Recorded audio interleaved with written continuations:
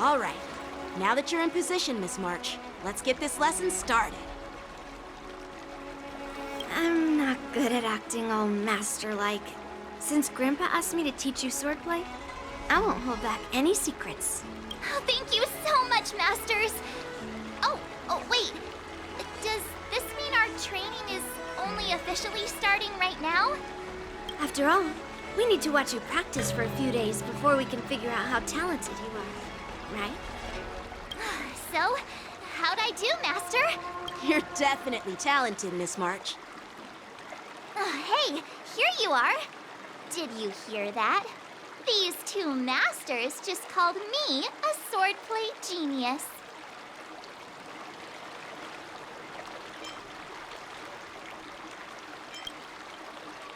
Just wait until I go back. Everyone's going to be so wowed by my new skills. Swordplay requires rigorous training. Before we start, Miss March, you need to find a clear reason to keep you motivated while you train. It doesn't have to be something huge, but it needs to be clear. In other words, even though you didn't exactly choose to be our apprentice, you still need to take the initiative during this learning process. I once had the honor of learning swordplay from a master. She asked me why I started training at such a young age, why I wielded a sword. So, for our first lesson, I'd like to ask you the same question. Miss March, why do you wield your sword? Why do I wield my sword? I wield my sword to take down my enemies. I mean, what other reason is there? I also questioned that sword master about why she uses her sword, and she said, to vanquish my enemies, nothing more. Miss March, you gave a similar response, which shows you've got potential.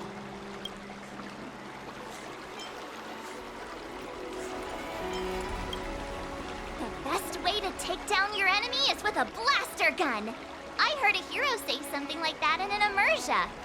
He also mentioned that sword training can push a person's physical abilities to their ultimate limit. Seems like you've seen your fair share of immersion, Miss March. But if you want my opinion, if your goal is self-improvement, you'll feel just as accomplished even if you put down the sword and go back to your bow. Oh, come on. Don't listen to his empty talk. Oh, now I'm curious to hear what Master Yunli has to say. Let me ask you something, March. Do you have any specific goals for learning swordplay? Like achieving a certain ranking in the war dance, or maybe you want to defeat someone, like Yanqing, or me? Who do I want to defeat?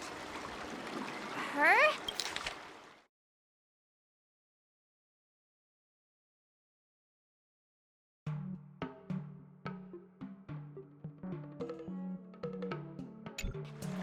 Dan Heng? Himeko? Or Mr. Yang? If you can't think of anyone specific, why not set a simpler goal? Like, how many opponents do you want to defeat at once with a sword? I'll fight 10! 10? Oops, that just slipped out. It's actually another line from an immersion. Yeah, I really like them. So what? I think I figured out what's motivated March to learn swordplay. Could it possibly be immersion about swordmasters? Hey, now that you mention it, that actually makes sense. I'm super interested in Xianzhou immersion and novels. Even though I use a bow, almost all the great heroes in those immersion use swords. So I want to be a swordmaster too. See?